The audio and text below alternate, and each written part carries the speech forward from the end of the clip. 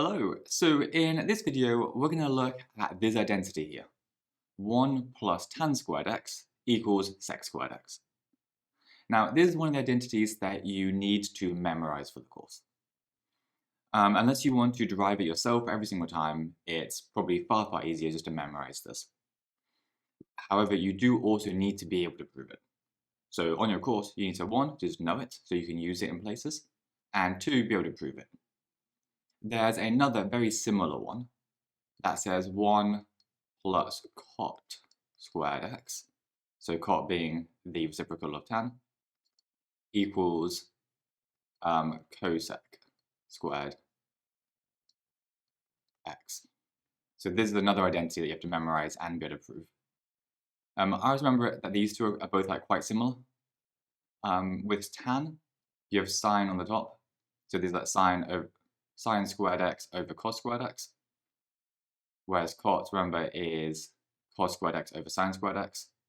But you basically just need, so these are quite similar, and then these cosec and sec are both quite similar as well.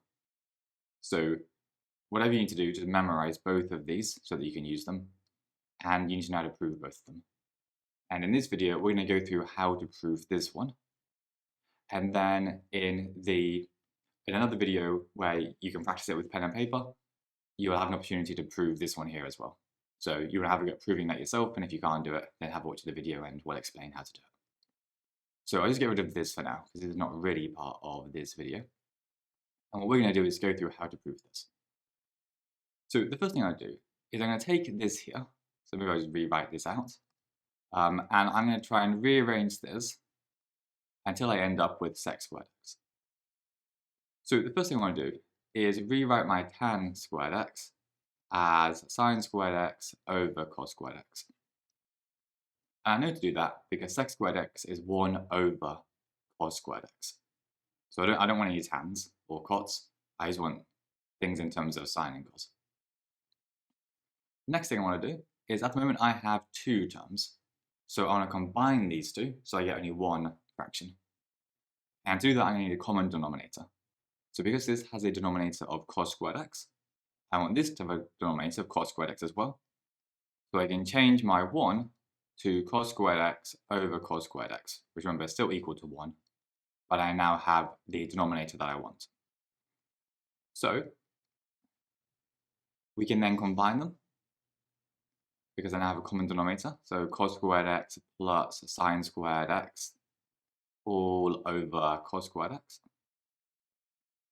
And the thing to notice here is that we can now use a different identity that you should definitely already know, which is that cos squared x plus sine squared x is 1. So I can simplify the whole top there to 1, and I put all of that over cos squared x. And that there is just sec squared x, which is exactly what we're looking for. So often with these identities, when you're proving something or simplifying something, you'll end up having to use other identities along the way. So in this case, we're to use a cos squared x plus sine squared x identity. And when you have a go at the other video and you try to prove the other similar identity, the strategy is very similar. You're doing something basically the same thing. So anyway, I hope that all makes sense. If you have any questions, then let us know. Otherwise, have a go at the MCQs, and I'll see you in the next video. Thanks.